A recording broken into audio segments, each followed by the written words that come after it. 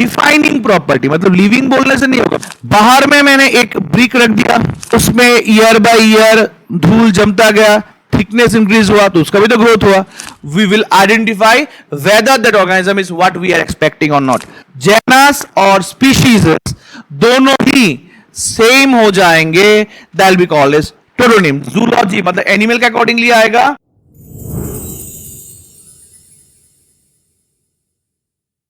चलो, good morning. अच्छा, usually আমরা এক্স্যাক্টলি 11 এর যে রিভিশনগুলির এক্স্যাক্টলি ওয়ার্কআউট করব। 11 রিভিশনস, ইটস লাইক 11 এর মধ্যে আমরা যে টপিকটি পড়ছি অলমোস্ট 22 চ্যাপ্টার্স, তা ডিলিট হয়ে এখন এটা 19 চ্যাপ্টার্সে আছে। And in that 19 chapters importantly first unit, second unit, it's very crucial, though it's not at all over there, it's like anything understandable, maximum mug up, but still as per weightage এটা অনেক বেশি important. আমি as per weightage consider করি living ওয়ার্ল্ডেরও even অনেকগুলি topic deleted. Herbarium section मतलब taxonomical aids entire section deleted. So in this part what are all the things is going to come? Hierarchy, then taxonomical taxonomy, what is systematics, different types of systematics, different classifications, and relatively few authors and their books. That's it. Living world, it's been that way only. After living world, that virus, Monera, certain things will come. Technically, अभी वाले जो questions है वहां पे हम लोग अगर properly देखेंगे, प्रैक्टिकल बेस्ड क्वेश्चन में एंट्रेंस इन्वॉल्व हो रहे हैं। प्रैक्टिकल बेस्ड क्वेश्चन मतलब जैसे कि पहले बायोटेक वाले क्वेश्चंस आते ही नहीं थे, अभी वहां से क्वेश्चंस आ रहे हैं। जैसे पहले ग्राम स्टेनिंग के क्वेश्चंस नहीं आते थे, अभी वो आ रहे हैं। तो ग्राम स्टेनिंग के जो क्वेश्चंस है, gram staining exactly NCERT included topic नहीं है, सिर्फ ग्राम स्टेनिंग छोड़ के चला गया। बट ग्राम स्टेनिंग से भी अभी ऑलमोस्ट लास्ट ईयर भी आया, उससे पहले ईयर भी आया, मतलब एवरी ईयर एक क्वेश्चन ग्राम स्टेनिंग से आ रहा है। मतलब क्या है, वो लोग टच कर रहे हैं प्रैक्टिकल कंटेंट को। तो जिसके कारण तुम लोगों के स्कूल के प्रैक्टिकल्स के जो होते हैं, अल्टीमेटली प्रैक्टिकल्स इंफॉर्मेशन तुम लोगों को स्टडी करना पड़ेगा if you really want to get good marks. Clear? क्योंकि practical things it's more important अभी के लिए, क्योंकि प्रैक्टिकल से एटलीस्ट 11th तो 12th मिला के near about 7 to 8 questions will come practical से। और इस बार जिस पैटर्न के मार्क्स हाई हुए हैं नीट में, तो डेफिनेटली मतलब इन सब चीजों को पढ़ना पड़ेगा। आज हम लोग शुरू करते हैं लिविंग वर्ल्ड से, और लिविंग वर्ल्ड के अकॉर्डिंगली हम लोग धीरे धीरे इसके साथ इंफॉर्मेशन जुड़ते जाएंगे, एंड बाकी वाले चीजें भी हम लोग ऐड ऑन करेंगे। तो लिविंग वर्ल्ड में हम लोग आज जुड़ेंगे। तो यूजुअली जब लिविंग वर्ल्ड में जुड़ेंगे तो लिविंग वर्ल्ड के लेके ही हम लोग सोचेंगे, लिविंग वर्ल्ड को लेके ही हम लोग काम करेंगे। तो लिविंग वर्ल्ड शुरू से पहले यहां पे हम लोग के पास सबसे ज्यादा इंपॉर्टेंट इंफॉर्मेशन आता है, एग्जैक्टली व्हाट इज लिविंग। ये सबसे इंपॉर्टेंट है कि लाइक लिविंग वर्ल्ड हम लोग पढ़ रहे हैं, और यहां पे हम लोग जानना पड़ेगा what is living.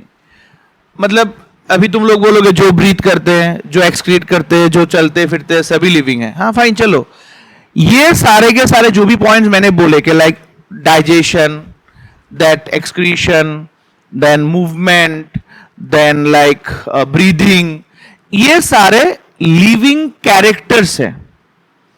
But this are not defining characters. ये लिविंग कैरेक्टर्स है, बट ये लिविंग डिफाइनिंग कैरेक्टर नहीं है। तो अगर हम लोगों को लिविंग के डिफाइनिंग कैरेक्टर में जाना है तो कौन से आएंगे defining characters? That will be consciousness, एक आएगा consciousness, then response to stimuli, response to stimuli, then metabolic. यहां पे थोड़ा क्वेश्चन मार्क है, मेटाबॉलिक एक्टिविटी हम लोग डिस्कस करेंगे इसमें, मेटाबॉलिक एक्टिविटी और sorry very good, that mean cellular organisation.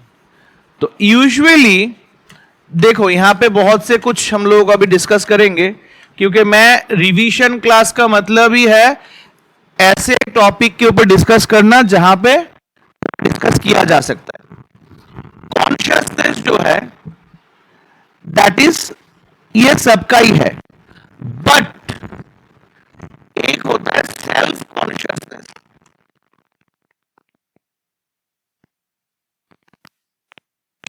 एक होता है कॉन्शियसनेस, दूसरा होता है सेल्फ कॉन्शियसनेस।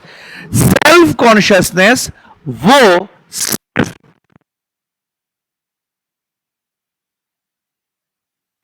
कॉन्शियसनेस सब कर पाते हैं, मतलब animals like living bodies consciousness है, मतलब वो कॉन्शियस होते हैं अपने अपने काम को लेके।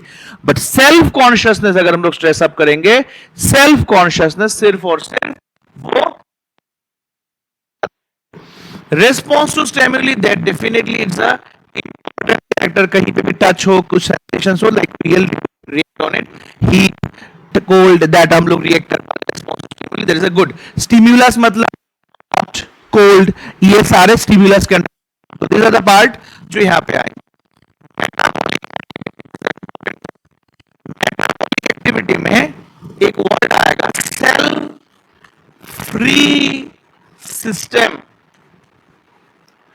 Cell free system. मेटाबॉलिक में ये बहुत इंपॉर्टेंट टर्म आएगा, cell free system. Cell free system मतलब जहां पे या जिस पर्टिकुलर कंडीशन नहीं रहेंगे, सेल इन्वॉल्वमेंट नहीं होगा, उस जगह पे ये एक्टिविटी वर्कआउट नहीं होगा। मतलब जैसे कि मेटाबॉलिक एक्टिविटी देखो, यहां पे मेटाबॉलिज्म हम लोग जानते हैं, ड्राई वेट डिक्रीज होना एंड ऑल दैट मेटाबॉलिज्म बोलते हैं हम लोग। बट अगर यही मेटाबॉलिज्म या मेटाबॉलिक कंटेंट अगर टेस्ट ट्यूब में किया गया,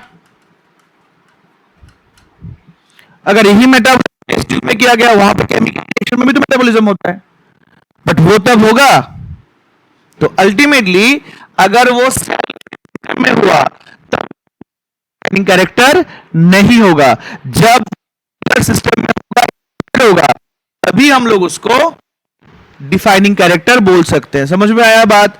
मतलब यहां पे बहुत से कुछ कंडीशंस है, अगर वो सेल फ्री सिस्टम में हुआ, सेल फ्री सिस्टम, तब हम लोग नहीं बोल पाएंगे, बट अगर वो सेलुलर सिस्टम में होता तब हम लोग मेटाबॉलिज्म को बोलेंगे। क्योंकि लिविंग कंडीशन, कोई भी लेबोरेटरी में जाओ, कहीं पे भी जाओ, वहां पे भी अल्टीमेटली मेटाबॉलिक एक्टिविटी हो जाते हैं। अगर हम लोग सेलुलर ऑर्गेनाइजेशन में आएंगे, सेलुलर ऑर्गेनाइजेशन, तो वहां पे क्या कुछ होता है?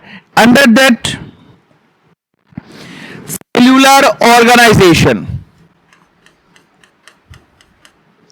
सेलुलर ऑर्गेनाइजेशन यहां पे क्या कुछ होता है? इन केस ऑफ सेलुलर, एक पर्टिकुलर सेल के अंदर बाकी जितने भी ऑर्गेनेल्स है उन सबको अरेंज करके रखना होता है सेलुलर ऑर्गेनाइजेशन। मतलब ऑर्गेनाइजिंग एवरी सिंगल सेल इन अ डेकोरम वे, मतलब एक सिंगल बॉडी के अंदर, सिंगल सेल के अंदर हर एक सर्टेन कंडीशंस को अरेंज करके रखना, उसको बोलते हैं cellular organisation. It mean single cell design your organelles. मतलब मेरे बॉडी में एक जगह पे किडनी है, एक जगह पे लीवर है, एक जगह पे ऐसे लाइक हार्ट है, एक जगह पे मतलब लाइक लंग्स है, तो हर एक जगह में अलग अलग ऑर्गन्स है, but every single organs are connected with each other. मतलब फंक्शन जब करेंगे, हर कोई ऑर्गन्स एक दूसरे के साथ जुड़ के ही फंक्शन करेंगे, अकेला फंक्शन नहीं कर पाएगा। मतलब every single function will be associated with another one. हर कोई फंक्शन एक दूसरे के साथ एक दूसरे का जुड़ के ही ये लोग फंक्शन परफॉर्म करेंगे। तो जब एक दूसरे के साथ जुड़ के फंक्शन करेंगे तो एक ऑर्गेनाइजेशन मेंटेन होगा और उसी अकॉर्डिंगली ये सिर्फ डिजाइनिंग, अरेंजमेंट, एसोसिएशन ये सिर्फ लिविंग बॉडी में ही होगा। तो this are the living defining property. मतलब लिविंग बोलने से नहीं होगा, बाकी रिप्रोडक्शन बोलो, लाइक डाइजेशन बोलो, ब्रीदिंग बोलो, मूवमेंट बोलो, ये सारे के सारे लिविंग प्रॉपर्टीज है। These are not defining property. Defining property जब आएगा तब ये सारे पॉइंट्स आएंगे। क्लियर है? मेटाबॉलिज्म में थोड़ा क्वेश्चन है, बाकी सब कुछ सही है। क्लियर? जैसे कि ग्रोथ एंड रिप्रोडक्शन, ये दोनों डिफाइनिंग प्रॉपर्टीज नहीं है। अभी इनको भी हम लोग डिफाइनिंग बोल सकते हैं इन अ सर्टेन एक्सट्रीम। कैसे? जैसे कि अगर हम लोग ग्रोथ को देखेंगे तो ग्रोथ में यूजुअली दो टाइप होते हैं। एक होता है इंट्रिंसिक ग्रोथ, एक होता है एक्सट्रिंसिक ग्रोथ। तो जब इंट्रिंसिक एंड एक्सट्रिंसिक ग्रोथ होते हैं, इंट्रिंसिक मतलब इनसाइड दैट सेल, मतलब आउटसाइड द कंडीशन। जैसे कि बाहर में मैंने एक ब्रिक रख दिया, उसमें ईयर बाय ईयर धूल जमता गया, थिकनेस इंक्रीज हुआ, तो उसका भी तो ग्रोथ हुआ, बट वो तो लिविंग नहीं होगा ना। तो दैट मींस एक्सट्रिंसिक कंडीशन को हम लोग नहीं बोल पाएंगे। बट जब हम लोग कुछ खाना खाते हैं, इंटरनली बॉडी में वो मास स्टोर्ड होता है, बॉडी गेन होता है, मास गेन होकर एक्सपांशन होता है, तब हम लोग उसको डिफाइनिंग प्रॉपर्टी बोल पाएंगे। मतलब ग्रोथ के अंडर पे जो दो पॉइंट आएंगे, अगर वो इंट्रिंसिक स्पेसिफिकली मेंशन किया गया है, इंट्रिंसिक ग्रोथ, तब हम लोग उसको डिफाइनिंग प्रॉपर्टी बोल पाएंगे। बट जब अगर एक्सट्रिंसिक ग्रोथ को बोला जाए तो उसको हम लोग नहीं बोल पाएंगे। क्लियर? एक्सट्रिंसिक ग्रोथ को हम लोग डिफाइनिंग प्रॉपर्टी नहीं बोल पाएंगे, हम लोग इंट्रिंसिक ग्रोथ को कैसे डिफाइनिंग प्रॉपर्टीज बोलेंगे? क्योंकि ये इंटरनली लिविंग कंटेंट के साथ कनेक्टेड होता है। Fine. Same as reproduction, reproduction को भी हम लोग डिफाइनिंग प्रॉपर्टी नहीं बोल पाएंगे, क्योंकि एक सर्टेन एज से पहले एंड एक सर्टेन एज के बाद नॉर्मली यूजुअली इंसान रिप्रोड्यूसिबल नहीं होते, एनिमल्स रिप्रोड्यूसिबल नहीं होते, एक सर्टेन एज से पहले, एक सर्टेन एज के बाद। बट जो लोग यूनिसेलुलर ऑर्गेनिज्म होते हैं, उनका तो सेल डिवीजन मतलब ही रिप्रोडक्शन है, तो उनके लिए तो ये डिफाइनिंग प्रॉपर्टीज है। तो मतलब कंडीशनली अगर वो यूनिसेलुलर ऑर्गेनिज्म हुआ जहां पे डिवीजन हो रहा है, मतलब एक से दो सेल हो रहे हैं, वो तो मैच्योर होके ही डिवाइड करते हैं, तो इन दैट केस वहां पे वो डिफाइनिंग प्रॉपर्टी होगा। But for human beings it will not be a defining property. यहाँ पे लिविंग वर्ल्ड चैप्टर में जो भी कुछ स्टडी करेंगे, ये सारे इस करके ही डिजाइन किया गया है, तो हम लोग के आंसर्स भी उसी अकॉर्डिंगली ही होगा, हम लोग के आंसर्स उसी प्लान कंडीशंस में ही जाएगा। समझ में आया? तो यहां पे कंफ्यूज या दूसरा कोई जरूरत नहीं है, every certain things will be included in this part. तब तक समझ में आया? Any doubt? क्लियर है? तो कंडीशनली कैसे उन लोगों का लिविंग कंडीशन हो रहा है, कैसे वो लोग लिविंग है, नॉन लिविंग है, whether is not conditions comes, तो दैट ये सारे के सारे पॉइंट्स हम लोग यहां पे इंट्रोड्यूस कर पाते हैं। समझ में आया कि नहीं आया? तो इसी अकॉर्डिंगली अगर हम लोग उनको जस्टिफाई करेंगे तो थोड़ा हम लोग यहां से कनेक्ट भी कर पाएंगे। कैसे कनेक्ट करेंगे? थोड़ा हम लोग यहां से एनसीईआरटी बुक के अकॉर्डिंगली भी थोड़ा देखेंगे। एनसीईआरटी बुक में क्या लिखा हुआ है देखो, अगर हम लोग एनसीईआरटी बुक में जा रहे हैं,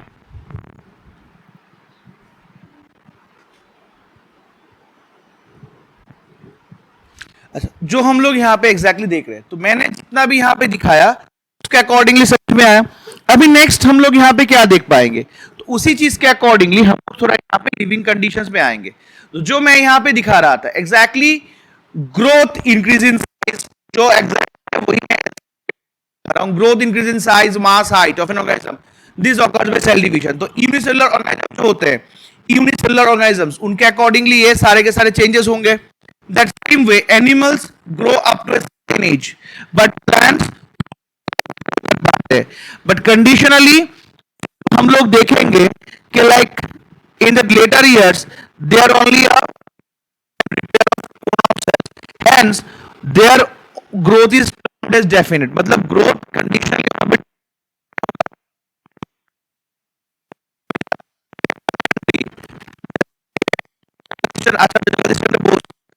इंडियन बोटल गार्डन में इयर्स का है,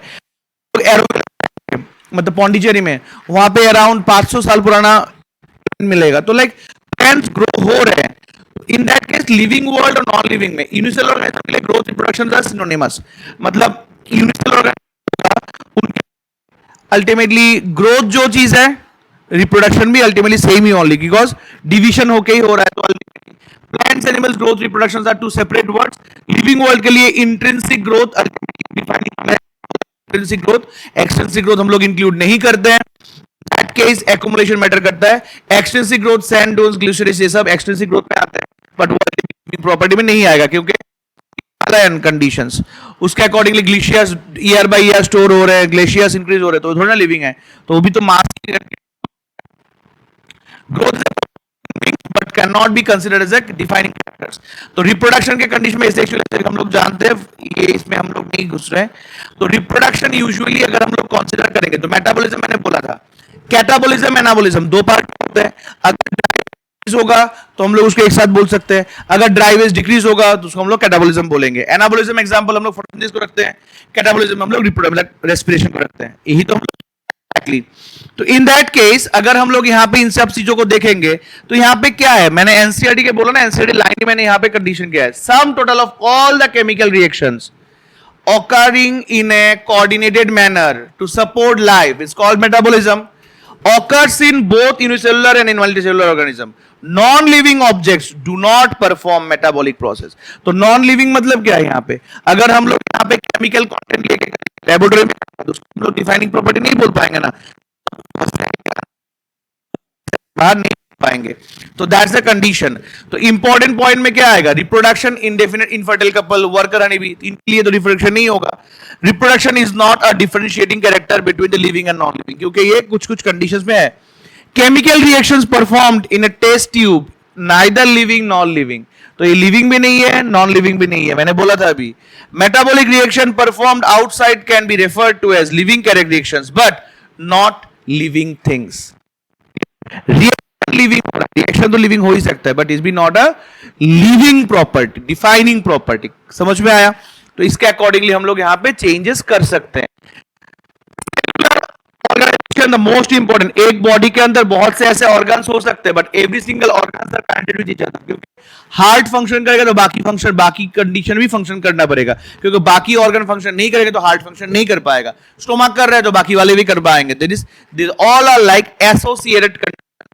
तो यहाँ पे सेलुलर ऑर्गेनाइजेशन, लिविंग कंडीशन, यहाँ पे हम लोग ऑलरेडी कॉन्शियसनेस, कॉन्शियसनेस को भी बोला मैंने, टच करने, रिस्पॉन्स करने, अल्टीमेटली डिफाइनिंग प्रॉपर्टी के अकॉर्डिंगली अगर हम लोग देखेंगे कॉन्शियसनेस डिफाइनिंग प्रॉपर्टी है, बट सेल्फ कॉन्शियसनेस ये सिर्फ और सिर्फ ह्यूमन बींग्स के लिए होता है, बाकी किसी में सेल्फ कॉन्शियस नहीं होगा।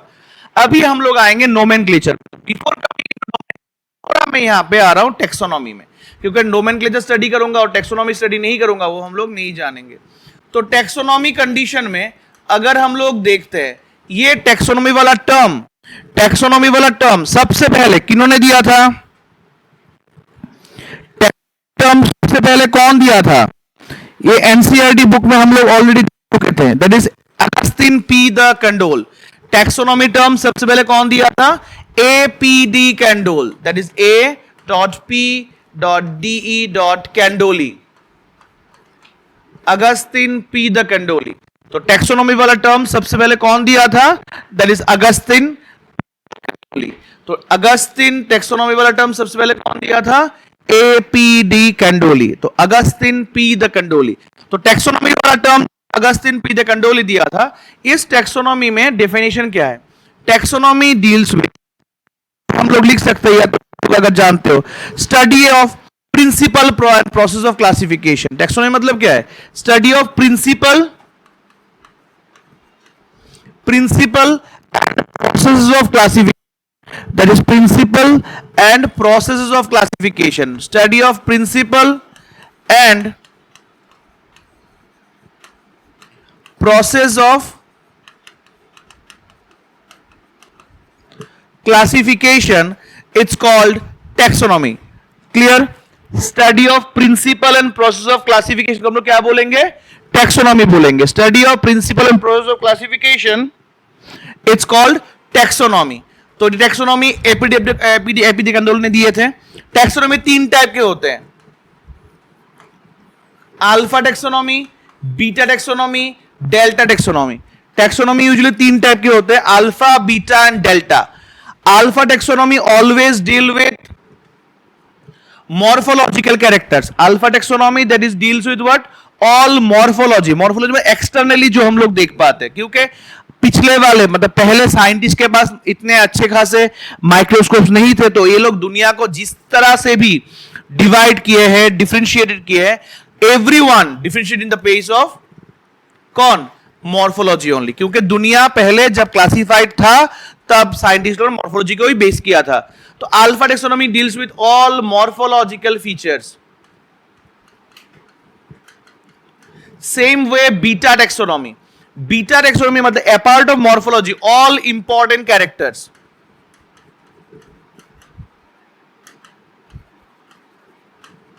मतलब मॉर्फोलॉजी बिना भी तो बहुत से कैरेक्टर्स हो सकते हैं, जैसे कि हम लोग अभी डिस्कस किए थे कि लाइक कॉन्शियसनेस, देन हम लोग डिस्कस किए सेल ऑर्गेनाइजेशन, ये भी तो कैरेक्टर्स है. तो इन सब चीजों को लेकर जब डिस्कशन हुआ था, क्लासिफिकेशन हुआ था, वो था बीटा टैक्सोनॉमी. और वो डेल्टा मतलब alpha plus beta together is called delta. Alpha plus beta that together is called delta. Alpha taxonomy plus beta taxonomy deals with totally called delta taxonomy. तो यहां पे taxonomy था. Taxonomy के systematics.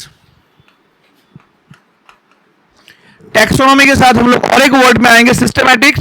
Systematics that term given by G. Simpson. Systematics term given by G.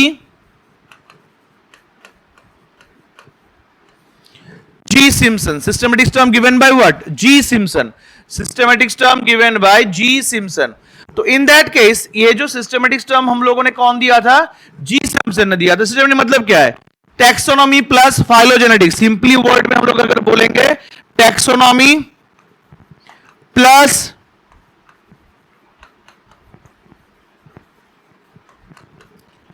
phylogenetics, इन दोनों को हम लोग एक साथ बोलेंगे systematics. अभी वर्ड आ जाए. What is phylogenetics? Phylogenetics means a evolutionary relationships.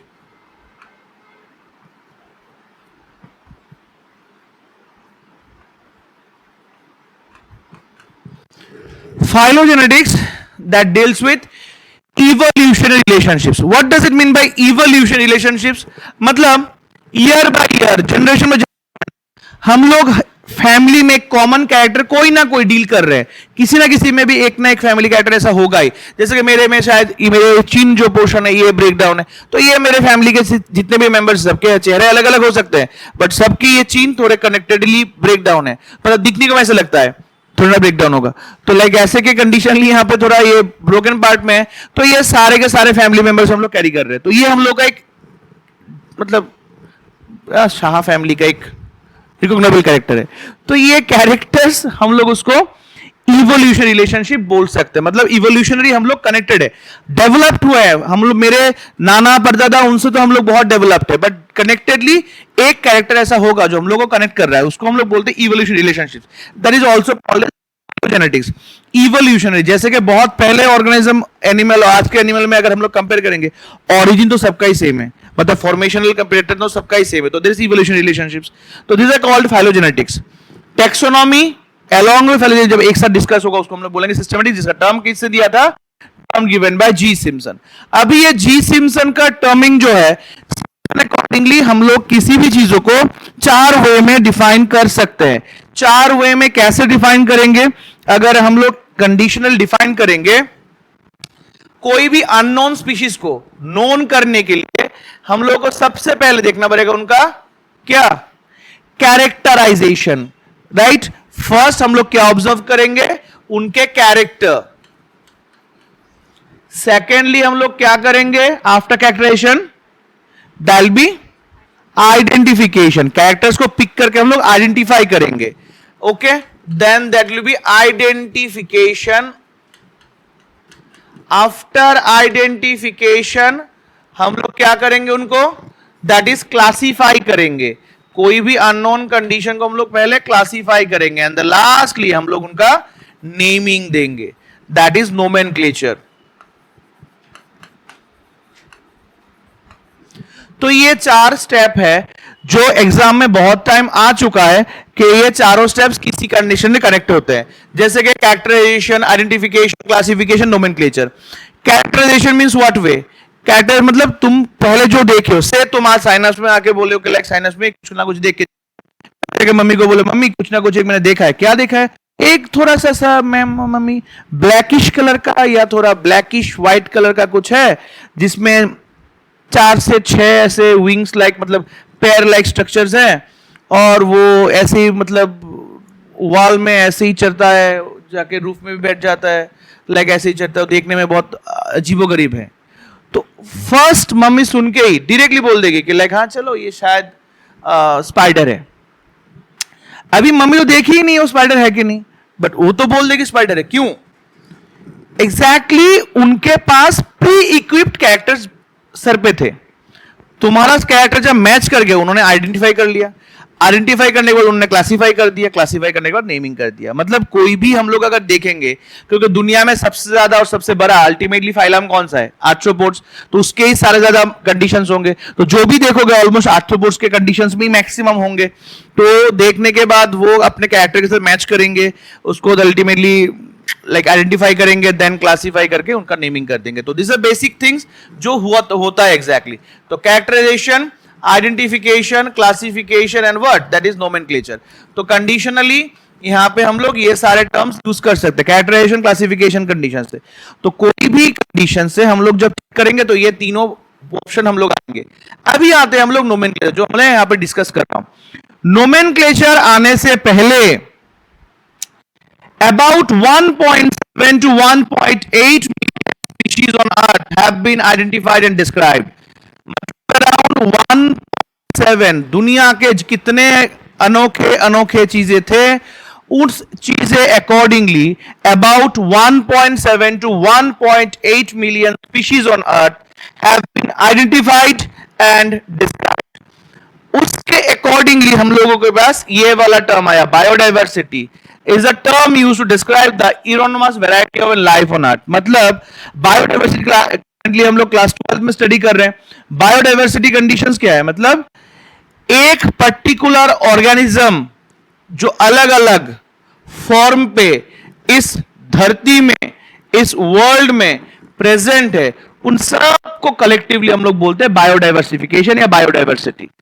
Identification, the process by which features character को असेंबल करके हम लोग कोई भी चीज जस्टिफाई करते हैं, उस असेंबलिंग कंडीशन को हम लोग यहां पे बोलते हैं organism often part of the world. तो यहां पे किसी भी चीज को वेदर हम लोग जस्टिफाई करेंगे कि नहीं करेंगे, certain things after assembling number of characters we will identify whether that organism is what we are expecting or not. तो कर पाएंगे लोग यहां पे नेमिंग करें, अकॉर्डिंगली नोमेनक्लेचर आएगा। ये नोमेनक्लेचर यूजुअली 2 टाइप के होते हैं, बाइनोमियल नोमेनक्लेचर, ट्राइनोमियल नोमेनक्लेचर। अब तक के लिए हम लोग इतना ही स्टडी किए हैं, बाइनोमियल, बट लेटर वे ये और शायद मॉडिफाई होगा दुनिया में, बट अभी के लिए तो बाइनोमियल ट्राइनोमियल ही है। तो जब हम लोग बाइनोमियल देखते हैं, binomial nomenclature, binomial it is by Carolus Linnaeus. Carolus Linnaeus को कार्ल वॉन लिन भी बोला जा सकता है। कैरोलस लिनियस को कार्ल वॉन लिन भी हम लोग बोल सकते हैं, जिसके कारण ये बाइनोमियल नोमेनक्लेचर। बाइनोमियल मतलब 2 पार्ट होंगे नोमेनक्लेचर में, 2 पार्ट होंगे, एक होगा जेनस, एक होगा स्पीशीज। ये है बाइनोमियल। दो नोमियल कंडीशंस में यहां पे 2 टर्म आएंगे, that is genus as well as species. Binomial nomenclature Carl von Linne ने किए थे। यहां पे कैसे हैं, जैसे कि से पैंथेरा टाइग्रिस, ये जो मैंने लिखा यहां पे जेनस का फर्स्ट कैपिटल लेटर, स्पीशीज का first letter should be small letter, both things should be separately underlined, both things should be separately underlined. अगर वो इटैलिक होगा, इटैलिक वे में मतलब कर्वी होकर लिखूंगा तो यहां पे अंडरलाइन नहीं चाहिए, दैट इटसेल्फ इज ओके। अगर हम लोग यहां पे चेकआउट करते हैं तो यहां पे हम लोग देखेंगे ये कार्ल वॉन लिन मतलब कैरोलस लिनियस, एग्जैक्टली ये दो बुक उन्होंने लिखे थे, Plantarum and systematic, that both books were written by Carolus Linnaeus, species Plantarum and that system naturae, species plantarum 1753 and system naturae 1758। system naturae के बाइनोमियल नोमेनक्लेचर की information लिखे गए थे, clear, that is system naturae and species plantarum. तो यहां पे system naturae के अंदर बाइनोमियल नोमेनक्लेचर ये 10th जनरेशन में, ये 10th जनरेशन में ये लिखा गया था और उसी में ही इस बाइनोमियल नोमेनक्लेचर के बारे में लिखा हुआ है। System using the binomial nomenclature system, Carolus named around 4,400 animal species, 7,700 plant species. इस कैरोलस था उसमें अराउंड 4,400 एनिमल स्पीशीज थे और 7,700 प्लांट स्पीशीज थे। यहां पे जो जेनेरिक नेम होता है, मैंने पहले बोला जेनेरिक स्पीशीज मतलब स्पेसिफिक नेम,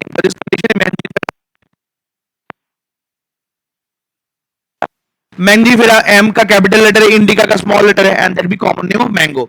जैसे कि Panthera is common name of what, it is for what, there is tiger, ऐसे बहुत से कुछ है।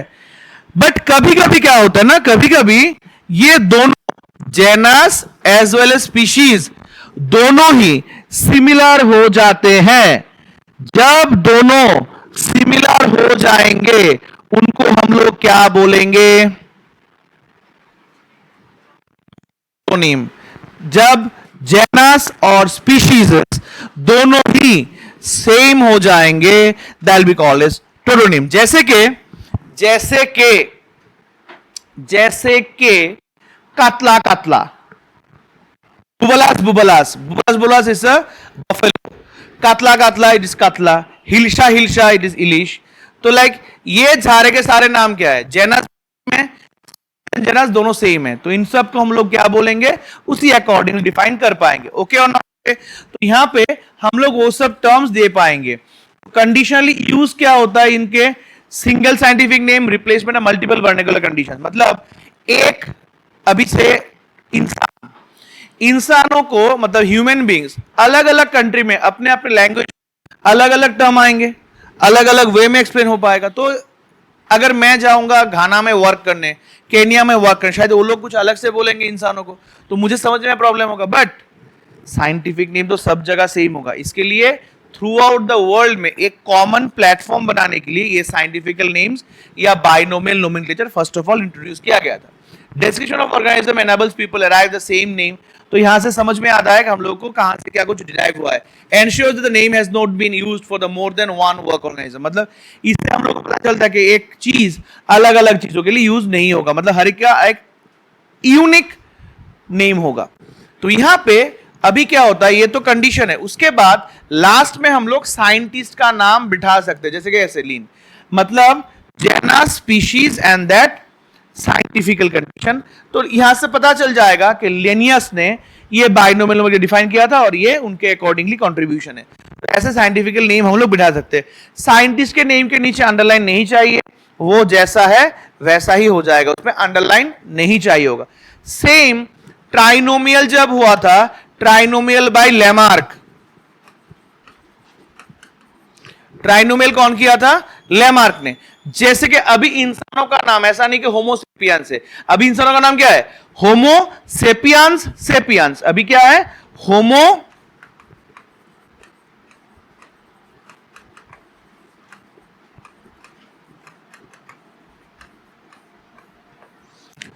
होमोसेपियन सेपियन, मतलब क्या है, हम लोग अभी ट्राइनोमियल के अंडर पे आ गए। ट्राइनोमियल के अंडर पे आने से तो ट्राइनोमियल कॉन्सेप्ट में हम लोग आ गए जहां पे genus species and what comes subspecies, genus species subspecies. उसके बाद जब बिठाओगे वहां पे बैठेगा लैम, वहां पे बैठेगा कौन सा, लैम। वहां पे लीन बिठा दिए तो गलत हो जाएगा। क्यों गलत होगा, क्योंकि ट्राइनोमियल वाला किसने किया था, लैमार्क ने किया था। पे हम लोग पाएंगे, वहां पे हमें लैम ही बिठाना पड़ेगा। समझ में आया कि भाया, ट्राइनोमियल होगा तो बाद में हम लोग क्या बिठाएंगे, लैम बिठाएंगे। अगर बाइनोमियल हुआ तो बाद में हम लोग लीन बिठाएंगे। तो दैट इज लैम एंड लीन के कंडीशंस क्लियर है। Any doubt in this, any doubt? ये सारे के सारे कंडीशन समझ में आता है। नोमेनक्लेचर में हम लोग दो कंडीशन, दो मेजर कोड्स हम लोग यूज करते हैं। एक होता है आईसीबीएन, एक होता है आईसीजेड, इंटरनेशनल कोड फॉर। बहुत से कंडीशन में बार बार बोल रहा हूं, ये कंफ्यूज मत होना। आईसीबीएन होगा तो फॉर होगा, आईसीजेडएन होगा तो ऑफ होगा। मतलब international code for botanical nomenclature, that is ICBN. अगर कोड ऑफ नोमेनक्लेचर, जूलॉजी मतलब एनिमल के अकॉर्डिंगली आएगा तो ऑफ होगा, प्लांट्स के अकॉर्डिंगली आएगा तो फॉर होगा। Clear? Don't be confuse in that, क्योंकि बहुत से लोग अल्टीमेटली अलग अलग करते हो। Animal species having the same name for the both genera species, call it tautonym. ऐसे बहुत से हो सकते हैं। एश्यूरियन eagle, that is Bubo bubo, European grass snake, Natrix natrix, ऐसे अलग अलग टर्म हो सकते हैं। समझ में आया? एक बहुत कॉमन प्रॉब्लम होता है हम लोग जब पढ़ते हैं हायरार्की में, एक कॉमन होता है, मतलब मैं श्योर हूं 99% लोगों का, even that more than that, अभी भी कंफ्यूज्ड है। What is taxa, what is tax on and what is category. यहां पे कंफ्यूजन है। ये 100% लोगों का नहीं होगा, बट 99 से ज्यादा तो होगा ही। आज हम लोग ये क्लियर कर देंगे। It been very easy. Usually hierarchy जब हम लोग देखते हैं, हायरार्की उसमें तो यूजुअली हम लोग क्या जानते हैं, that is kingdom, phylum, class, order, family, यहां पे एक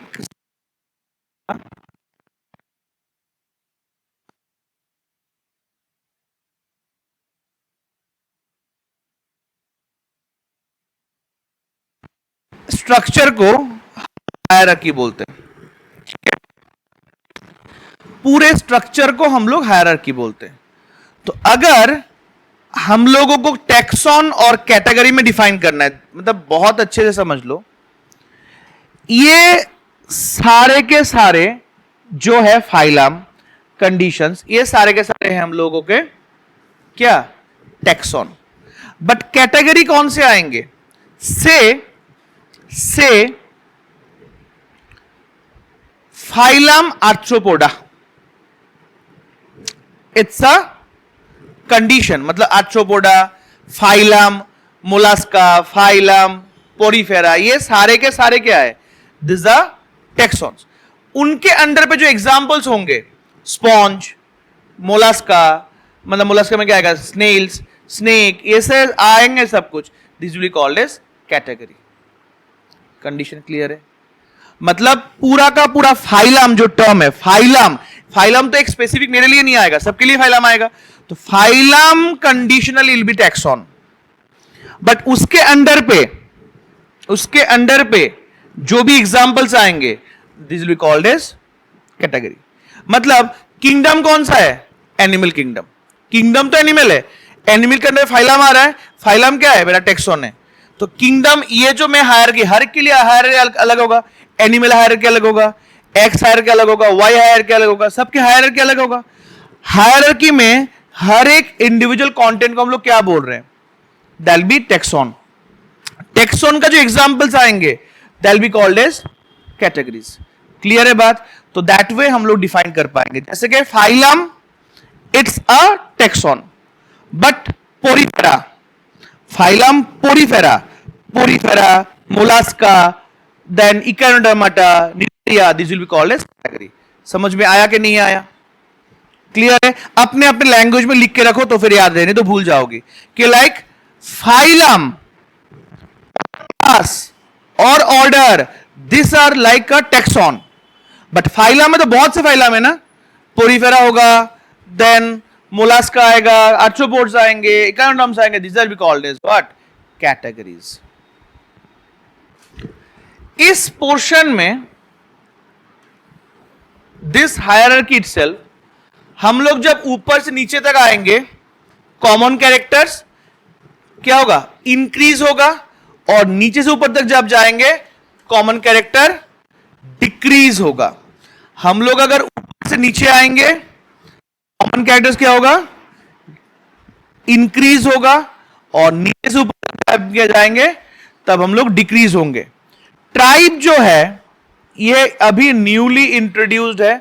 अगर किसी ऑप्शन में ट्राइब रहा तो ट्राइब में प्रायोरिटी देना, अगर ऑप्शन ट्राइब नहीं रहा तो उसमें प्रायोरिटी. तो अल्टीमेटली ट्राइब का जो चक्कर है, दैट ट्राइब वहां पे होगा. ट्राइब रहेगा तो ट्राइब आएगा, अगर ट्राइब नहीं रहेगा तो ट्राइब में मत जाना. मतलब ट्राइब एक इंफॉर्मेशन है, बस. ट्राइब एक क्या है? इंफॉर्मेशन है, nothing else. Tribe it's a information. अगर क्वेश्चन के स्टैंडर्ड अकॉर्डिंगली ये मैच करेगा या आएगा जाएगा तो यूज करना, नहीं तो no need. Clear? In this classification taxon of one or more population of organisms we call taxon. Earliest classification was based on food, clothing, shelter. इनके ऊपर बेस किया था classification. That was not sufficient. उसके बाद हम लोग आए external characters, development process, structure of cell, ecological information. ये सारे के सारे मॉडर्न क्लासिफिकेशन. तो लिख लो, modern classification it is based on, modern classification is based on, modern classification based on external characteristics. Modern classification that is based on external characteristics. Modern classification based on external characteristics, structure of cell, development as well as ecological information of organism. ये 4 point के ऊपर mainly हम लोगों के modern classification based है. Modern classification that is based on external characteristics, structure of cell, development process as well as ecological information of organisms. तो ये सारे पॉइंट्स के ऊपर मॉडर्न क्लासिफिकेशन हम लोगों के बेस्ड है. तो मॉडर्न क्लासिफिकेशन यहां से हम लोग जान पाएंगे कि एग्जैक्टली ये मॉडर्न क्लासिफिकेशंस कैसे हम लोग जस्टिफाई कर पाते हैं. इन दिस टैक्सोनॉमिकल कंडीशन में identification, classification, nomenclature, systematics condition, systematics के अंदर पे डिस्क्रिप्शन, अरेंजमेंट यही होता है. नोमेनक्लेचर, मॉर्फोलॉजिकल फीचर के ऊपर था, ये भी डिस्कस किया है. टैक्सोनॉमी, सिस्टेमेटिक्स दोनों कैसे इंक्लूड है वो हम लोग डिस्कस किए. This is the hierarchy question. Hierarchy में लीनियर हायरार्की बोलते हैं हम लोग, बट इसमें और हायरार्की है जिसमें 26 डिवीजन है. हायरार्की में 26 डिवीजन है. वो हायरार्की शुरू होता है डोमेन से. वो हायरार्की कहां से शुरू होता है? डोमेन से. और वो खत्म होता है वैरायटी में. वहां पे हाईएस्ट मोस्ट पोजीशन होगा डोमेन और लोएस्ट मोस्ट पोजीशन होगा वैरायटी. कंडीशनली अगर हम लोग देखेंगे तो हायरार्की बहुत से टाइप के होते हैं. लीनियर हायरार्की में 7 डिवीजन से सबसे बड़ा वाला पार्ट किंगडम का होता है और सबसे छोटा वाला पार्ट स्पीशीज का होता है. बट वही अकॉर्डिंगली अगर दूसरे देखेंगे तो वहां पे दूसरा कुछ हो जाएगा. तो किंगडम कंडीशन में RH Whittaker 5 kingdom classification. Kingdom यहां पे अलग अलग टाइप के होते हैं. किंगडम टोटल बहुत से टाइप के किंगडम होते हैं, जैसे कि 2 kingdom classification, 3 kingdom classification, 4 kingdom classification, 5 kingdom classification as well as 6 kingdom classification. 2 kingdom done by Haeckel, 2 kingdom by Linnaeus,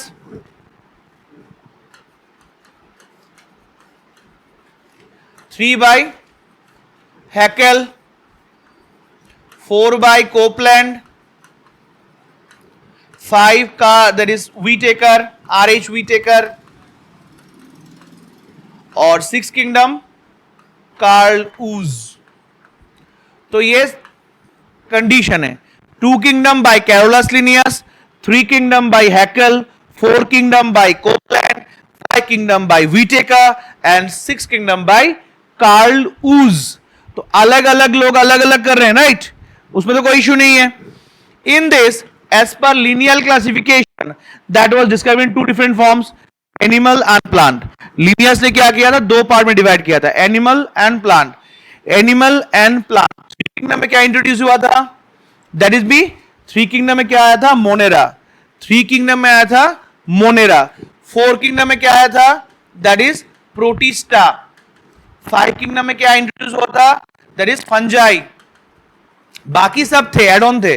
और लास्ट में ये वाला कार्लूज वाला किसे आया था, आर्कीबैक्टीरिया। Six one like. तो यहां पे एनी प्लांट एंड एनिमल दो थे, इसके साथ ऑलरेडी ये मोनेरा इंट्रोड्यूस हुआ था। तो मोनेरा इंट्रोड्यूस मतलब इसके साथ ऑलरेडी प्लांट और एनिमल थे। यहां पे प्रोटिस्टा है मतलब Monera plus plant plus animal, मतलब that is Protista plus Monera plus plant plus animal. Same archaebacteria में बाकी पांचों आएंगे। तो ऐसे वाले कंडीशन से आया था। कार्ल ऊज इवन और एक क्लासिफिकेशन किया था based on 16S rRNA। Carl Woese और एक क्लासिफिकेशन किया था based on 16S rRNA, that is called domain classification. Domain classification, तो इन्होंने डोमेन क्लासिफिकेशन किया था based on what, 16S rRNA। Domain classification, वहां पे क्या था, डोमेन तीन डोमेन थे, Archaea, Eukarya and bacteria. Archaea, Eukarya, bacteria domain थे। क्या क्या था, Archaea, Eukarya and bacteria. As per 16S rRNA Carl Woese domain classification किए थे। यहां पे क्या था, Archaea, Eukarya and bacteria. यूकैरिया, bacteria, वो कार्ल ऊज डोमेन क्लासिफिकेशन थे, जिसके अकॉर्डिंगली तीन स्टेप में डिवाइड किए थे, Archaea, Eukarya and what, bacteria. तो यहां से हम लोगों के पास आइडिया आया था कि डोमेन कैसे किया जाए एंड कॉल कैसे। यहां पे हम लोग फाइलम देखेंगे। Phylum is a category below the kingdom. तो फाइलम कैटेगरी बिलो किंगडम है। फाइलम प्लांट्स के लिए होता है, डिवीजन हो जाता है, या तो हम लोग फाइटा बोल सकते हैं, डिवीजन कंडीशन, बट एनिमल के लिए हम लोग फाइलम ही बोलेंगे। और phylum share some set of characteristics which distinguishes them from another phylum. Same category is called. तो एल्गे, फंजाई, ये सारे के सारे सब डिवीजन है under phylum, this division Thallophyta. क्योंकि फाइलम आते हैं प्लांट के अंडर पे। क्या क्या फाइलम आता है, थैलोफाइटा मतलब algae that is Thallophyta, Bryophyta, Pteridophyta, angio, gymnosperm as well as angiosperm. Clear है, तो ये सारे आते हैं। उसके बाद हम लोग आएंगे क्लास, मतलब conditionally next to the phylum, kingdom animal, phylum, class of Mammalia. तो ऐसे अलग अलग क्लास आएंगे ऑर्डर अकॉर्डिंगली। एनसीईआरटी बुक को खोलोगे, यहां पे ये है एनसीईआरटी बुक में स्पीशीज, देन फाइलम, क्लास, इनके जो इंफॉर्मेशन दिए हुए बहुत इंपॉर्टेंट। यहां से एक क्वेश्चन इस बार जरूर आएगा तुम लोगों के लिए, जरूर आएगा, that is phylum, class, order, in condition मिला के। क्योंकि वहां पे देखो अच्छे से लिखा हुआ है, कैट के कुछ इंफॉर्मेशन से, डॉग इंफॉर्मेशन से, मतलब उनके क्लास और ऑर्डर लिखे हुए। तो कंडीशन ये वाला बहुत बहुत बहुत बहुत इंपॉर्टेंट है, इस बार यहां से आएगा ही आएगा एक क्वेश्चन। क्लियर है, तो ये से हम लोग mark my word, you can sign from me, like यहां से आएगा ही आएगा। तो दैट इज कंडीशनली, वो कंडीशन से हम लोग देख पाएंगे। टैक्सोनॉमी कैटेगरी में किंगडम, एक चार्ट है एनसीईआरटी में, एक बॉक्स बनाया हुआ है, जिस बॉक्स तक ही है एनसीईआरटी में। अभी नए वाले बुक में इतना तक बॉक्स ही, उसके बाद नहीं है, डिलीट हो चुका है। न्यू बुक में इतना ही है बॉक्स तक। बॉक्स में क्या है, एक human, house fly, then mango and wheat, इनके बारे में सब इंफॉर्मेशन दिया हुआ है। यहां पे देखो, अभी प्लांट्स को छोड़ के एनिमल में एक कॉमन कंडीशंस आएगा। सबके वर्ड पीछे, मतलब एक वर्ड के सामने वाले पार्ट को हम लोग बोलते हैं प्रीफिक्स, और पीछे वाले को बोलते हैं सफिक्स। जैसे कि अभी तुम लोग वर्क कर रहे हो नीट के लिए, तो नीट के लिए नीट अगर मिल जाएगा और तुम लोग सब कुछ हो जाओगे सही से, तो प्रीफिक्स क्या आएगा? डॉक्टर। तो that will B doctor will be prefix. और बाद में अभी मत बोलना कि सरनेम अपना सफिक्स है, सरनेम सफिक्स नहीं होता है। उसके बाद अगर कोई यूज करता है ना कुछ कुछ लोगों के लिए कुछ कुछ खराब वर्ड्स, तो वो हो जाते सफिक्स। ठीक है, कुछ कुछ वर्ड्स यूज करते लोग, जैसे कि एक कोई बहुत बड़ा चीटर है, तो चीटर के लिए क्या यूज करेगा? लास्ट में उसका बाटपार, तो ये बाटपार आ जाएगा सफिक्स। मतलब नाम बोलेंगे पूरा, उसके बाद बोलेंगे बाटपार, वो सफिक्स है।